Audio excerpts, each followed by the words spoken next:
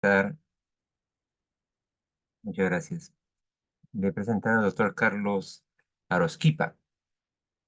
El doctor Arosquipa es médico salubrista, especialista en salud internacional, es magíster en gerencia social por la Pontificia Universidad Católica del Perú.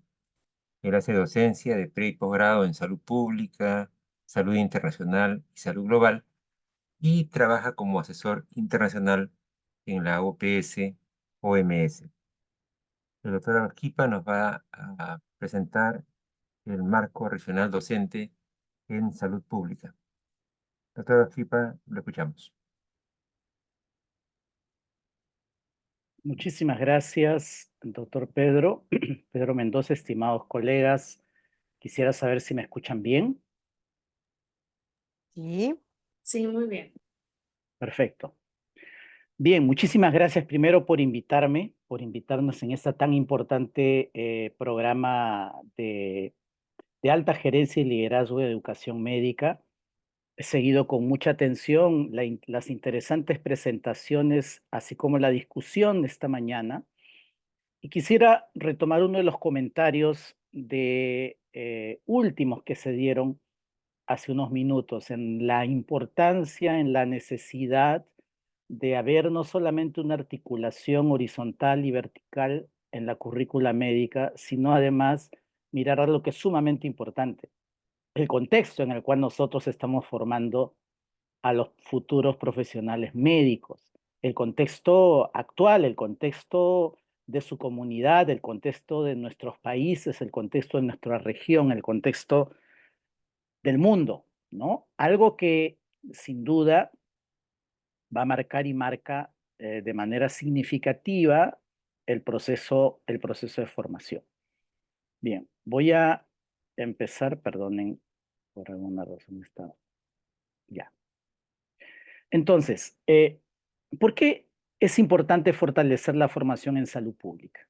¿Por qué razón tendríamos que poner una especial atención en volver a mirar cómo estamos formando, cómo estamos enseñando la salud pública en nuestras escuelas de medicina? Primero, quisiera comentar que el año 2019, antes de la pandemia, y a propósito de celebrar, conmemorar los 40 años de Alma Ata, se convocó a una comisión de alto nivel liderada por Michelle Bachelet y muchos otros distinguidos profesionales de la salud global y de la política, para reflexionar sobre lo que deberíamos hacer de caras a los desafíos del siglo XXI. Esta comisión de alto nivel, el año 2018, presentó sus resultados en México, 10 recomendaciones, de las cuales quisiera destacar una de las 10. Los invito, dicho sea de paso, a que lo puedan revisar con detenimiento, porque es un documento sumamente interesante.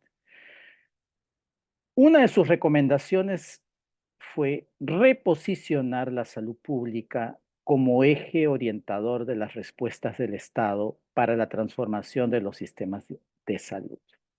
El reposicionamiento de la salud pública. Y no cabe duda que para reposicionar a la salud pública necesitamos fortalecer la formación en salud pública. Necesitamos mirar si estamos formando bien o no a nuestros profesionales para los desafíos que van a enfrentar. El año 2019, el panorama mundial, antes de la pandemia, ojo, ya nos mostraba algunos rasgos muy importantes y característicos. Aquí se puede apreciar la carga global de enfermedad del mundo el año 2019. En color azul representan todas las enfermedades crónicas no transmisibles. En color rojo o naranja, las enfermedades transmisibles. Y en color verde, las lesiones externas, los problemas vinculados a la violencia. Claramente, en el año 2019 vemos un predominio importante de las enfermedades crónicas no transmisibles, ¿no? Pero si hacemos esa mirada en ese mismo año en América Latina, vemos algunas diferencias en relación a este patrón global. Predominio de enfermedades no transmisibles, pero un mayor peso de los problemas asociados a la violencia y a las causas externas, vinculado obviamente a los accidentes de tránsito, las lesiones y muertes violentas. Y las enfermedades transmisibles, si bien es cierto, todavía tienen un peso significativo, pero resulta siendo la tercera después de las no transmisibles y después de las lesiones, como responsable de la carga de enfermedad. Pero en los países más pobres, en las regiones más pobres, en los territorios más rezagados, seguimos viendo todavía un patrón predominantemente marcado por las enfermedades transmisibles. Este es el panorama que teníamos el año 2019. Un mosaico epidemiológico con una transición, en algunos casos trunca, en otros casos más avanzada, dependiendo de las condiciones de vida. Todos sabemos lo que ocurrió el año 2020. Tuvimos una pandemia cuyos efectos todavía los seguimos midiendo, impactos complejos, puesto que todavía estamos saliendo de esta pandemia, pero que mostró claramente algo de manera muy contundente. La salud pública, la salud global, fracasamos. ¿Por qué digo que fracasamos?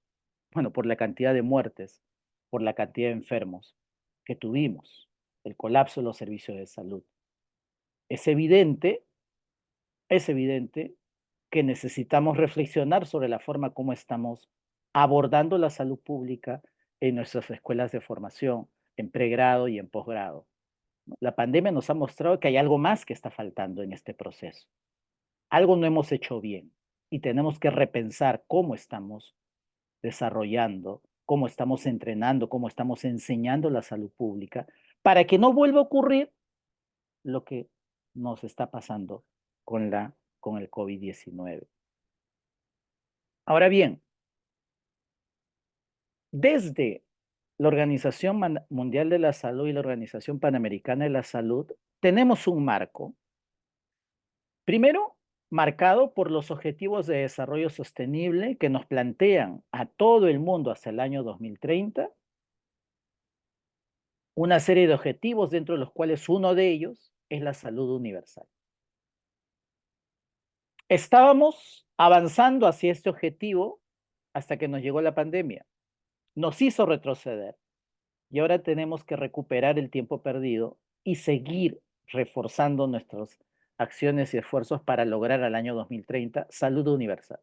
¿Y qué salud universal? En muy pocas palabras significa que toda la población, todas las personas, todos los ciudadanos tengan acceso a servicios de salud integrales, no solamente curativos y de rehabilitación, sino también preventivos y promocionales, sin que la ausencia o la falta de dinero represente un acceso barrera para el uso de esos servicios. Es decir, que la población no se empobrezca por hacer uso de los servicios de salud. Esa es la meta, colegas. Ese es el desafío. Y estamos formando profesionales médicos y médicas en ese contexto.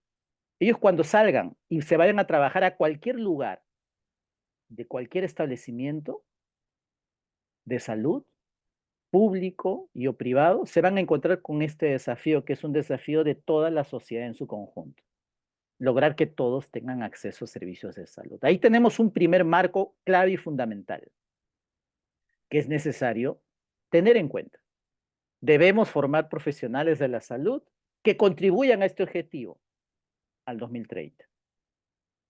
Pero también, en aras justamente de lograr esto, tenemos un marco muy puntual y específico en salud pública, que son las funciones esenciales de salud pública.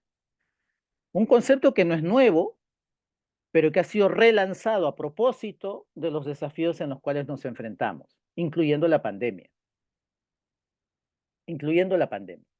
11 funciones esenciales que deben ser ejercidas, cumplidas por la sociedad para que podamos gozar de buena salud, para que tengamos una salud pública que responda a los desafíos actuales.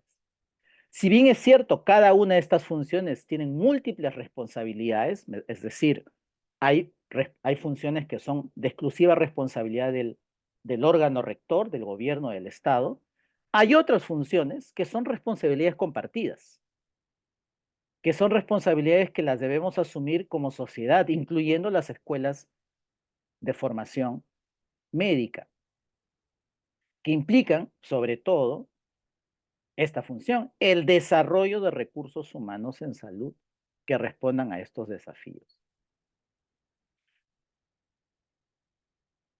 Y finalmente, el año pasado, en el Consejo Directivo de la Organización Panamericana de la Salud, los ministros de salud aprobaron la política sobre personal de salud hasta el año 2030, que se denomina Fortaleciendo los recursos humanos para la salud a fin de lograr sistemas resilientes. Bueno, ¿qué dice en términos prácticos y sencillos esta nueva política para el personal de salud hasta el 2030? Que hay que fortalecer la formación de los recursos humanos para la salud. Es clave, fundamental, necesario el fortalecimiento de la formación de los recursos humanos en la salud. Esto ha sido aprobado, acordado por todos los ministros de salud de toda la región de las Américas y que comprenden una serie de llamados a la acción por parte de los gobiernos, pero también por parte de la sociedad, incluyendo las escuelas de ciencias de la salud.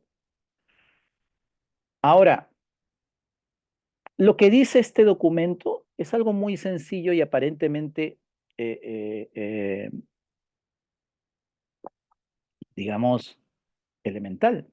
La formación tiene que estar en base a las necesidades y prioridades que tenemos en nuestra población. ¿Y cuáles son estas necesidades y prioridades? Ustedes lo han comentado, se ha discutido esto en la mañana, en las interesantes presentaciones. Yo solamente voy a resumir estos desafíos. Tenemos una triple carga de enfermedad donde conviven la presencia de enfermedades infecciosas, enfermedades crónicas no transmisibles, los accidentes, violencia y salud mental. La triple carga. No hemos logrado superar las enfermedades infectocontagiosas. Siguen siendo un enorme desafío. Una muestra clara es la epidemia de dengue que tenemos en todos los países de la región, más en algunos que en otros. Pero sobre ellos, las enfermedades no transmisibles, enfermedades cardiovasculares, las enfermedades mentales, el COVID prolongado, que está empezando a generar serios estragos en nuestra población. Esto subyace sobre un sustrato claro en la región, la enorme inequidad que tenemos. No solamente en relación a los resultados sanitarios, es decir, claramente quienes concentran la mayor carga de enfermedad son los más pobres, son poblaciones muy vulnerables, poblaciones social y económicamente rezagadas, cuya explicación del por qué se mueren y se enferman más no está solamente en su conducta, su comportamiento, sino está en el contexto en el cual viven. Un contexto social, político y económico que los excluye. No es un tema individual de comportamiento, de buen o mal estilo de vida, es un tema estructural que hace que siempre se mueran y se enfermen más. Tenemos también una enorme inequidad en el acceso a servicios y sistemas de salud. Esa población, que es la que más padece la carga de enfermedad, es la que más problemas tiene para acceder a los servicios de salud. Por múltiples barreras, no solamente económicas, geográficas, sino también culturales. Ustedes hablaron durante la mañana de la importancia y la necesidad de incorporar habilidades blandas en los profesionales médicos de la salud. Pues eso también representa una enorme barrera, el maltrato que se da en los servicios de salud. Bueno, esto de la inequidad es un tema claro que hay que abordar. El por qué la región de las Américas fue más golpeada que otras regiones en el mundo por la pandemia por COVID esté explicado por la enorme inequidad que tenemos en nuestros países.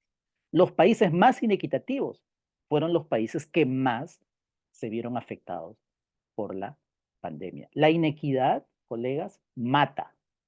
La inequidad mata y enferma.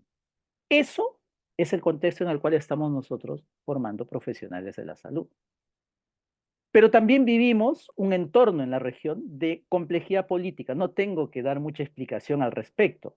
Todos vivimos en cada uno de nuestros países y en la región. Somos testigos de esta crisis de representación y de legitimidad de instituciones políticas. Una crisis de gobernabilidad que afecta a la salud, indudablemente que afecta a la salud. Nadie se imaginó, nadie, cuando se construyó, cuando se diseñó el Reglamento Sanitario Internacional, la herramienta justamente para prevenir, para abordar epidemias y pandemias, nadie se imaginó que podíamos tener altos líderes políticos negando una pandemia, negando la existencia de una pandemia. Ese es el entorno en el cual nosotros nos encontramos y que tenemos que también abordar desde nuestras escuelas de medicina. Tenemos una enorme fragilidad de mecanismos regionales y subregionales, pero además se suma la debilidad en la rectoría y gobernanza en nuestros sistemas de salud, ¿no? Sistemas segmentados, fragmentados, falta de recursos. Nuestros profesionales de la salud que están formando van a ir a trabajar en entornos y sistemas con escasez de recursos. Pregunto, ¿estamos formándolos para trabajar en ese entorno? El enseñar mucha tecnología en las escuelas, en nuestras escuelas o ciencia de la salud, se condice con el escenario en el cual van a trabajar, donde justamente lo que falta son esas tecnologías y esos recursos para adquirirlos. Y claro, los nuevos y mayores costos de tecnología. A esto se suma tres enormes desafíos. El cambio climático, cuyos estragos los estamos sufriendo ahora mismo, el envejecimiento poblacional y la migración masiva, que es un fenómeno que ha acrecentado los desafíos sanitarios y políticos que tenemos. Bueno, este es el marco regional en el cual nosotros nos encontramos trabajando. En la Organización Panamericana de la Salud del año 2013, justamente con la finalidad de dar alguna guía y orientación de cómo fortalecer la formación de la salud pública, se elaboró y se lanzó esta publicación, Competencias Esenciales en Salud Pública. Y a pesar de que ha sido hecho hace unos 10 años, en realidad plantean algunos escenarios que son prácticamente vigentes hasta ahora, ¿no? El análisis de situación de salud, la vigilancia y control de riesgos y daños, promoción de la salud y participación social, las políticas de planificación, regulación y control, equidad en el acceso y calidad de los servicios individuales, y salud internacional y salud global. Colegas, amigos, nuestros estudiantes de medicina no tienen solamente como escenario laboral su región, su territorio o su propio país. Todos somos testigos cómo nuestros jóvenes profesionales miran el mercado de trabajo a nivel global, miran un escenario global para trabajar no solamente en ámbitos o zonas rurales, sino también en otros países, y no solamente desarrollados, en países que están en vías de desarrollo.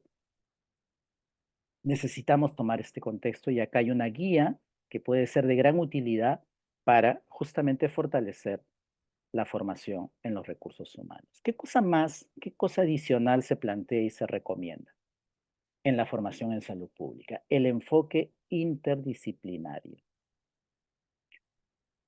Y esto significa pensar el entorno en el cual van a trabajar nuestros futuros profesionales médicos. Van a trabajar en entornos donde se exige, se requiere, se necesita trabajo en equipo. Es decir, trabajar con otros profesionales de ciencias de la salud. Trabajar con profesionales de otras ciencias, ciencias sociales. Y para aprender a trabajar en equipo, lo mejor es enseñarles también de manera interdisciplinaria. de manera interdisciplinaria. Desde la Organización Panamericana de la Salud, la Organización Mundial de la Salud, tenemos esta iniciativa de la educación interprofesional, que es una estrategia educativa que intenta preparar a los estudiantes y profesionales a trabajar en equipos interprofesionales, de tal manera de que se puedan optimizar sus habilidades y conocimientos para tener resultados sanitarios, ¿no? Entonces, debemos dejar de seguir formando a nuestros futuros profesionales en silos. ¿A qué me refiero formación en silos? Las enfermeras solo se forman con enfermeras. Los tecnólogos médicos solo entre tecnólogos médicos y los médicos solo entre médicos. Tenemos que abrir, tenemos que empezar a buscar espacios donde se integren las distintas profesiones y tener espacios conjuntos de aprendizaje, de tal manera de que los propios jóvenes estudiantes identifiquen el valor agregado que tienen otros colegas profesionales de ciencias de la salud, pero que además también les enseñe a adquirir habilidades para trabajar en equipo.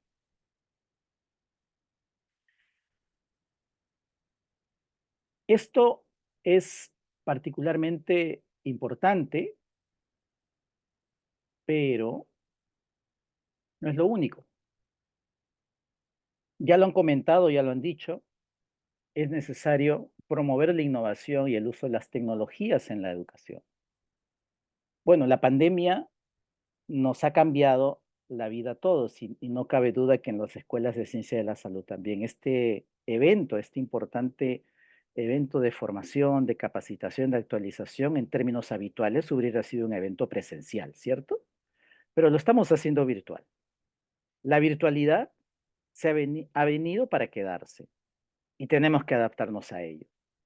Desde la Organización Panamericana de la Salud, por ejemplo, tenemos un campus virtual de salud pública, que es un bien público, que está a libre disposición de todas las escuelas de ciencias de la salud, que está a libre disposición de las facultades de medicina, donde ustedes van a encontrar recursos educativos en todos los ámbitos y campos de la salud pública. Todas vuestras universidades tienen campus virtual prácticamente a estas alturas y que son claves y fundamentales para poder desarrollar la formación. Ahora, a propósito de esto, y no quiero abundar demasiado en ello, está también analizar y evaluar el uso de la inteligencia artificial en la formación de la salud pública, ¿no? Y la inteligencia artificial ofrece enormes oportunidades, como por ejemplo la personalización del aprendizaje. La inteligencia artificial puede adaptar los materiales de aprendizaje a las necesidades individuales de los estudiantes. En este evento, promovido por la Fundación Botnar en Londres, el Reino Unido, y la Escuela de Higiene y Medicina Tropical en el Reino Unido, justamente se abordó este tema, ¿no? Y una de las conclusiones fue que no hay manera de procesar la enorme cantidad de datos que tenemos usando los métodos tradicionales. Entonces, tenemos en la inteligencia artificial una enorme oportunidad para analizar gran volumen de información y de datos, por ejemplo, sobre el rendimiento de los estudiantes. ¿Cuáles son las mejores técnicas pedagógicas que permiten mejores logros académicos en los estudiantes? ¿No? La inteligencia artificial puede ayudar a identificar qué áreas de un currículo de salud pública son más efectivas y cuáles necesitan ser mejoradas.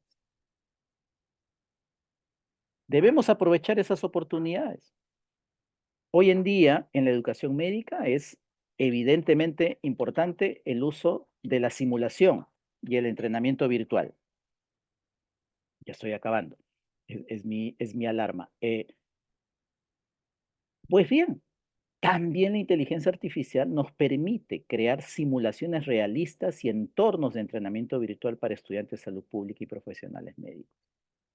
No solamente podemos usar un maniquí para que aprendan a hacer resucitación cardíaca. Podemos usar la inteligencia artificial para plantear un escenario territorial donde hay una epidemia y se necesita desarrollar acciones para que se pueda controlar y prevenir una eventual pandemia y epidemia.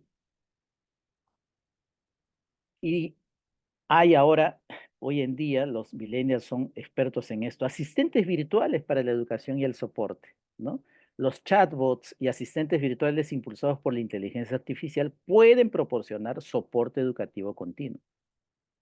Colegas, amigos, necesitamos actualizarnos en estas nuevas herramientas.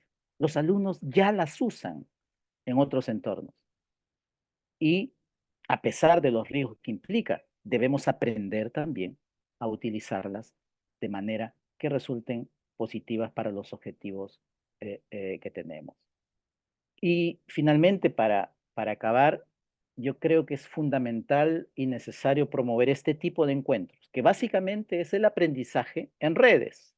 Aprender unos de nosotros, cada uno entre nosotros, nuestras mejores lecciones aprendidas, nuestros errores, tratar de identificar las mejores prácticas e incorporarlas y adaptarlas. Solamente quiero mencionar que en salud pública tenemos importantes redes. Tenemos la red de Escuelas de Salud Pública América Latina, que involucra todas las escuelas que forman en salud pública, donde hay una serie de actividades donde se busca tratar de reflexionar y aprender de manera conjunta. Hay redes nacionales. El Perú, por ejemplo, tiene su red peruana de escuelas y centros formadores de salud pública. Y esta misma red que está promoviendo y auspiciando este importante evento también representa una enorme oportunidad para avanzar hacia el desarrollo de acciones en salud pública. Muy bien, yo solamente quisiera reiterar mi agradecimiento, reiterar mi felicitación por este evento y agradecer nuevamente por la oportunidad de estar con ustedes. Muchas gracias. Muchas gracias, doctora Aroquipa, por la excelente presentación y por ceñirse al tiempo especialmente. Tenemos ahora un espacio para comentarios o preguntas de parte del auditorio. Está abierta la sesión para ello. Pueden pedir la palabra y tomar el micrófono.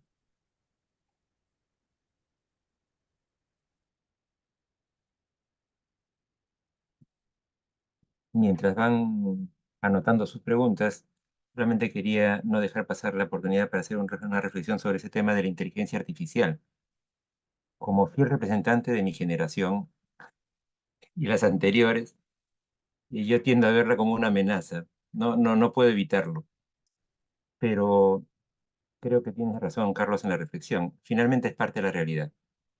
Y es parte de cómo una nueva generación tiene herramientas que nosotros no dispusimos. Y lo que nos queda es, si queremos seguir haciendo un buen rol de docentes, facilitadores y de educadores, es, bueno, examinarla en sus riesgos para ver cómo se controlan, pero sobre todo aprovecharla, tanto como un aliado educativo, como un aliado en la atención médica y finalmente como parte de un nuevo mundo en el cual tenemos que integrarnos.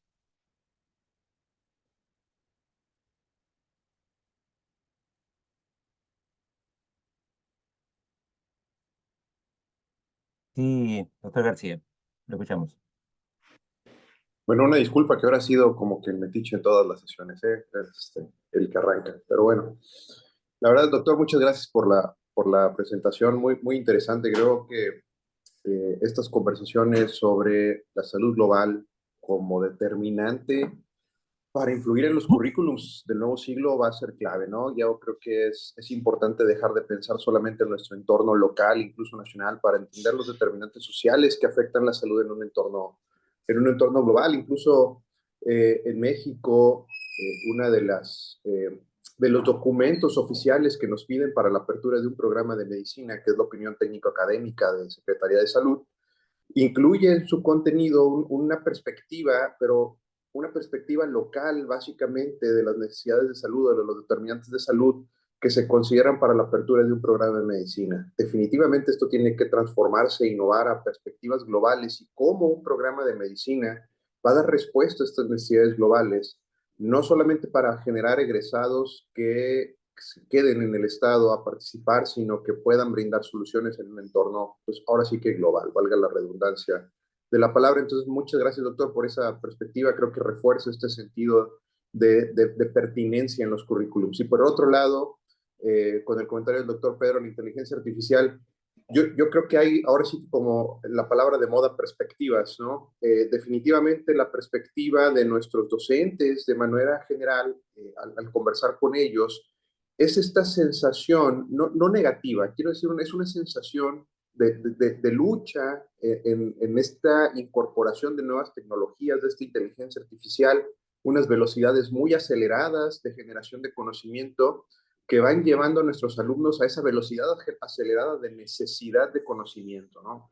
Y entonces el docente tiene que ir evolucionando en esa generación de herramientas para que nuestros alumnos alcancen ese conocimiento. Sin duda, dominar esta incorporación de inteligencia artificial y nuevas tecnologías como tal es un reto para nosotros como docentes, independientemente de, yo creo que los determinantes sociales que tengamos alrededor. Entonces, doctor, solamente preguntar su opinión, cómo llevar esta tecnología que pudiera llegar a ser en algún momento tan diversa para, dependiendo del determinante social que nos rodee, pero cómo llevar esta tecnología a nuestros docentes para quitar este temor de incorporarla en los currículums, en las estrategias didácticas de los alumnos y aprovechar al máximo. No cabe duda, el año pasado durante una conferencia que teníamos acá en la Universidad de Monterrey, nos decían cómo se había incrementado cómo se había duplicado el conocimiento desde los años 50 y cómo hoy, después de tantos años, el conocimiento que adquiere un estudiante 72 horas después se vuelve obsoleto. Entonces, ¿cómo responder a eso como docentes, doctor, de frente, para incorporar tecnologías, claro, considerando elementos éticos, posibilidades de riesgos en la integridad, plagios y demás que pueden caer en el entorno de nuestros estudiantes? Creo que son muchos temas alrededor, pero al final del día, una opinión, doctor, una estrategia, ¿cómo lo vamos incorporando de una manera sensible, humana, a nuestros docentes para que lo pasen al estudiante a esta velocidad que ellos quieren aprender?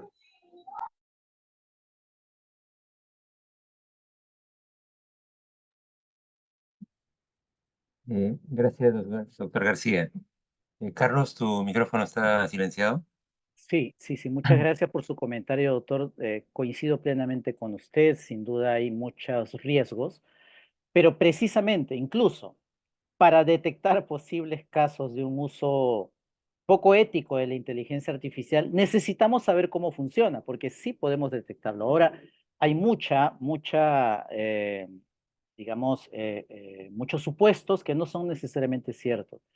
La inteligencia artificial ofrece pautas, guías, pero igual el estudiante o incluso el profesor o docente que la quiere utilizar necesita hacer su propia investigación, necesita hacer su propia búsqueda, necesita hacer su propio análisis. Entonces, no es que necesariamente te haga todo el trabajo. Ahora, es una de las herramientas. Yo no quisiera que la discusión o todo esto gira alrededor de este tema, porque solamente de esto podría hablarse muchísimo, pero lo ponía como ejemplo de que la educación médica tiene que adoptar las nuevas tecnologías, tiene que ponerse al día en relación a la innovación tecnológica y su uso en la pedagogía, ¿no? Esto era un ejemplo, pero evidentemente hay muchos otros ejemplos y oportunidades. Y así nosotros no nos guste, para justamente evitar el uso poco ético de estas herramientas, tenemos que saberlas, tenemos que conocerlas, tenemos que entenderlas con la finalidad no solamente de mejorar nuestra práctica docente, nuestra práctica pedagógica, sino además también el de poder identificar un apropiado y adecuado uso en los estudiantes, ¿no? Yo solamente, por ejemplo, en relación al análisis de las currículas de medicina de todo el mundo, ¿usted se imagina cuánto tiempo nos tomaría a nosotros analizar las currículas de las escuelas de ciencia de la salud solamente de nuestra región, solamente en nuestro país? Imaginemos en el mundo, imaginemos de todas las Américas. La data que tenemos ahora es enorme, enorme. O sea, ya se hace más difícil procesar toda esa información de manera tradicional. Entonces, tenemos que apelar al uso también de las tecnologías para que no nos perdamos de la importancia de incorporar estas evidencias que van saliendo permanentemente en journals, en revistas, en congresos, en eventos donde se analiza y se discute esto, ¿no? Entonces, me sumo a sus comentarios, doctor, y gracias por su por sus palabras. Gracias, doctor Arequipa. ¿El doctor Quiroz? Sergio. Hola, ¿qué tal? Buen día, ¿me escuchan? Sí, Sí, muchas gracias, doctor Carlos, por su participación y su interesante ponencia. Nada más unos comentarios.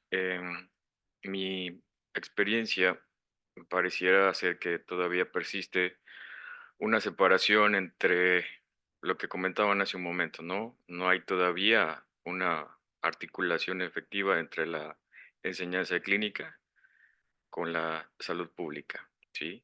Pareciera que son dos mundos diferentes, hablando desde mi perspectiva en México. Por cierto, soy de la Universidad Juárez Autónoma de Tabasco en México. Entonces todavía persiste ese reto de poder articular la enseñanza básico-clínica con la sociomédica o la salud pública. Y precisamente con COVID, afortunadamente, una de las cosas buenas dentro de lo malo es que esta pandemia nos enseñó o nos volvió a posicionar, hablando como salubristas, de que la salud pública es un pilar bastante fundamental en la enseñanza médica. No podemos dejar de recordar o decirle a nuestros estudiantes que comprendan la importancia de la salud pública en la práctica clínica. No quiere decir que estén separados. La salud pública es una parte más de la atención en la práctica clínica, ¿no? Y que lo van a tener que aplicar en su trabajo diario en el aspecto que se desempeñen. Entonces, en resumen, esta parte de la salud pública todavía es una asignatura pendiente. Em, la integración de los conocimientos en el currículum todavía es una asignatura pendiente. Quizá pudiera estar influenciada desde la parte rectora de los gobiernos o los ministerios y secretarías de salud, eh, de los ministerios de educación, pero también otra parte es la parte pública, es decir, la sociedad. Quizás podamos tener diferentes perspectivas desde la salud pública, desde lo público y desde las políticas públicas. Yo eh, visualizo esos tres esferas, ¿no? Las políticas públicas, lo público que tiene que ver con la sociedad y la salud pública, que finalmente o fundamentalmente son las funciones esenciales que debemos de poder enseñar en nuestras aulas. Muchas gracias. gracias, doctor Quiroz. Em, doctor Plasencia, ¿lo escuchamos? Sí, gracias, doctor. Eh, Quisiera hacerle una pregunta al doctor Aroskipa en el sentido de que, ¿cuál sería la secuencia lógica, podríamos llamar, o racional, en la línea de salud y sociedad? Por ejemplo, nosotros hemos incorporado a un inicio del currículum la asignatura de medicina social para cambiar un poco el chip al estudiante que no solamente las enfermedades pues tienen una base biopsicosocial, sino que también las verdaderas causas de las enfermedades radican en los determinantes estructurales de la salud. Con el advenimiento efectivamente de la tecnología, la inteligencia artificial tendría que ser ya incorporada desde un inicio, desde los cursos iniciales, por ejemplo, en bioestadística, en la parte de informática médica, y, por ejemplo, nosotros vamos a introducir esa asignatura de informática médica con inteligencia artificial en la parte preclínica. Y lo, ¿dónde lo ubicaría usted, por ejemplo, la asignatura de epidemiología? Y lo que temprano muy bien se habló de la incorporación para evaluar la eficiencia, costo-beneficio, costo-efectividad en las acciones del futuro médico, por ejemplo, en esa asignatura que podría ser de gestión y economía en salud. Aparte de la asignatura de salud pública y la medicina basada en evidencias, que tiene que indudablemente también ser incorporado como una asignatura, porque el paradigma actual lo requiere de esa manera, para la toma no solamente de decisiones clínicas, sino también en la salud pública y epidemiológicas. Doctor, espero su respuesta. Gracias.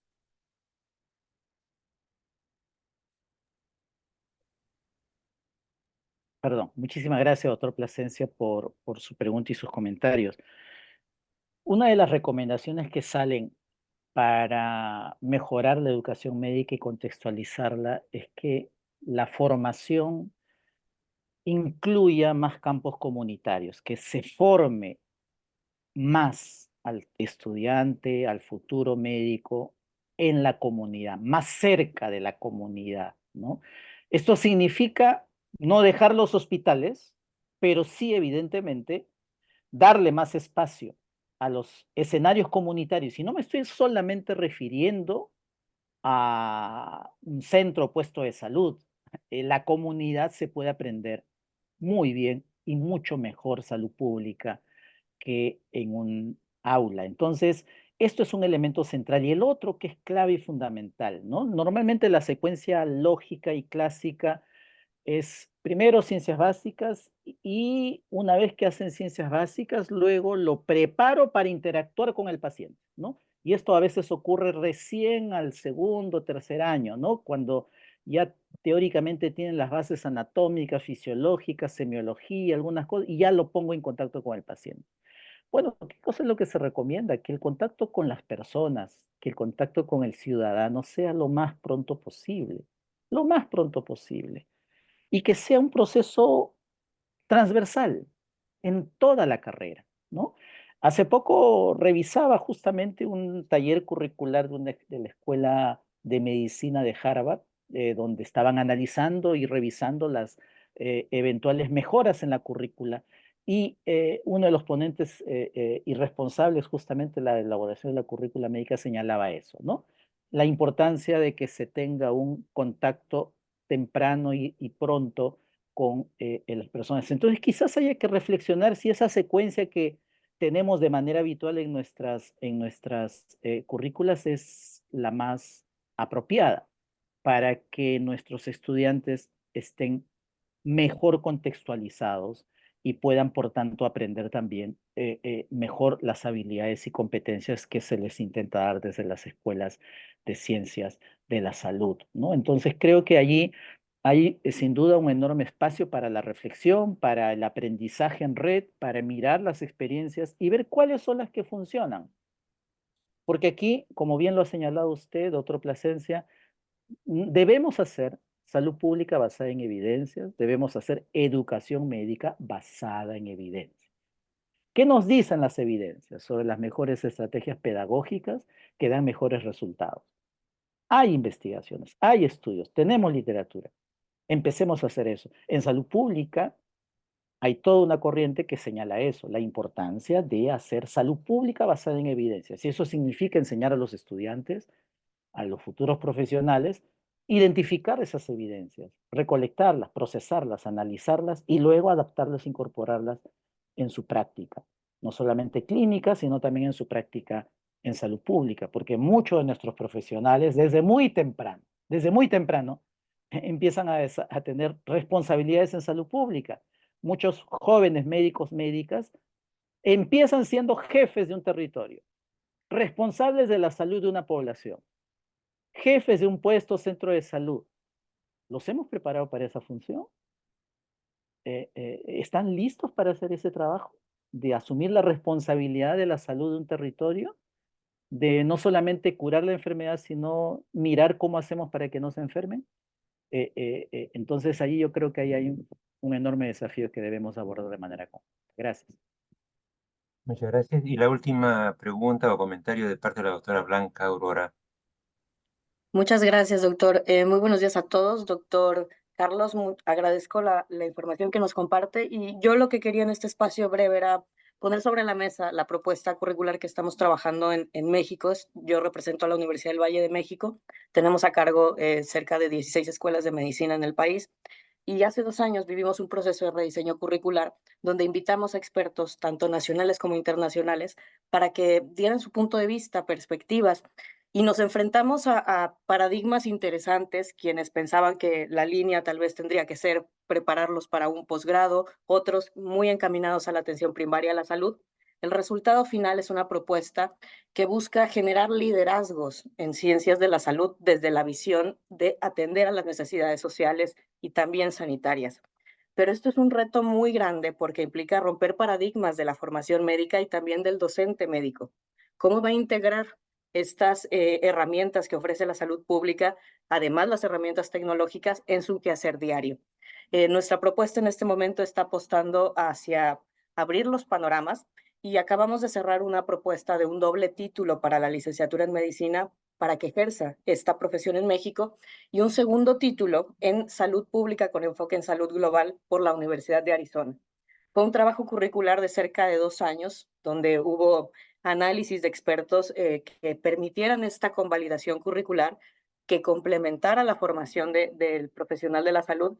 Y la visión a largo plazo es que mañana estos egresados puedan tomar decisiones en políticas de salud, en materia sanitaria, que realmente atienda lo que mañana va a suceder en el ejercicio médico.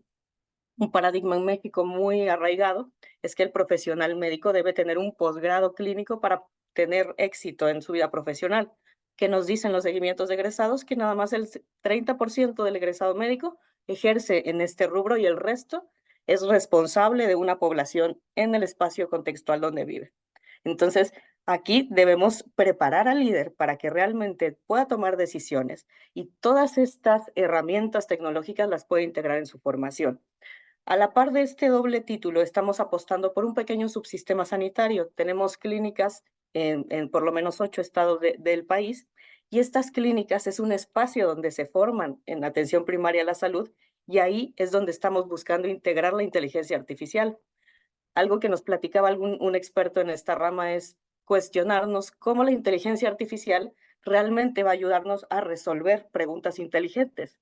La evaluación clínica creo que es un punto clave que no sabemos en este momento cómo resolver al 100%, pero al tener sistemas digitales de expediente clínico, por ejemplo, podemos hacer cruces con inteligencia artificial para que la evaluación tenga una mayor objetividad. Entonces, quería poner sobre la mesa estas propuestas que estamos ya cerca de hace 2 años desarrollando.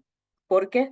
Porque lo interesante es que otros ojos las miren, las critiquen y pensemos cómo construir a partir de ellas. Entonces, las pongo sobre la mesa. Si gustamos, en otro espacio lo podemos profundizar, pero por lo menos es lo que tenemos nosotros en este momento visualizado y el camino que estamos tomando.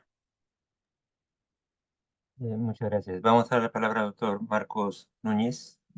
No, yo, escuchando a la doctora y viendo la temática de cómo se ha conformado el diplomado, me parecería interesante sugerirle que como hay un proyecto final que cada uno tiene que hacer de manera individual, pudiera la doctora hacer ese proyecto final sustentado en esta posibilidad de una doble titulación. Una de las cosas que yo siempre he defendido. He tenido dos estudiantes que han ingresado a la Escuela de Medicina, donde yo estoy, con una maestría en salud pública primero, y después han hecho medicina. Y a la verdad que han hecho la gran diferencia, porque llegan a la escuela con una visión holística de la salud, y a la verdad que el liderazgo y la forma como se han incorporado me han hecho pensar que todo estudiante de medicina tiene que tener algún tipo de formación en su carrera de salud pública dedicada. O sea, veo con muy buenos ojos que podamos tratar de implementar en el continente o en Latinoamérica esa titulación de médico con salubrista y buscar un intermedio que no tenga, o que se haga la doble titulación de médico con salubrista, salud global, como plantea la doctora, o que haya una mayor incidencia de la salud pública de manera longitudinal en el currículum. Creo que este tipo de conversatorios, a lo que quiero llevarle a los participantes es que vayan desde ahora identificando qué proyecto final, en base a lo que ustedes van escuchando o van a escuchar en el futuro, les puede servir. Y me parecería, doctora, que ese proyecto de doble titulación, buscando la posibilidad de hacer algo que se multiplique en las Américas, pudiera ser interesante. Gracias. Muchas gracias, Marcos. Y finalmente el comentario de cierre, doctor Aroquipa. Bien, muchas gracias. Quiero expresar nuevamente mi agradecimiento y sumarme a las palabras del doctor Marco Núñez. Creo que las experiencias de la doctora Blanca Aurora serían sumamente interesantes de conocerlas en profundidad, porque así como en su escuela de medicina se están haciendo estas innovaciones, igual se están haciendo en otras escuelas de ciencia de salud. No serán muy conocidas, muy difundidas, pero creo que es importante hacer un zoom hacia ellas, ¿no? Necesitamos ser innovadores. Y eso implica también identificar nuevas formas de enseñar, pero también de desarrollar nuestros perfiles de competencias. Aparentemente, las profesiones tal como fueron concebidas hace más de 20, 30 años, ya no están encajando en la realidad actual. Tenemos que salir y pensar fuera de la caja y empezar a ser imaginativos, innovadores, como por ejemplo la escuela de la doctora Blanca Aurora, que está tratando de responder a estos nuevos desafíos, buscando una doble titulación, buscando que los profesionales estén mejor preparados para enfrentar los desafíos actuales. Quizás este modelo flexneriano que tenemos ya desde hace muchos años ya no está encajando bien. Y por más que tratemos de mejorarlo, alargarlo, achicarlo, ya no da. Pues no nos constrillamos a un esquema muy rígido, pensemos más libre y abiertamente, pensando justamente en la necesidad de responder mejor a las necesidades de nuestra población. Muchísimas gracias con todos y con todas. Hace un enorme gusto y placer compartir esta mañana con ustedes. Gracias. El gusto es enteramente nuestro, Carlito. Muchísimas gracias por tu participación.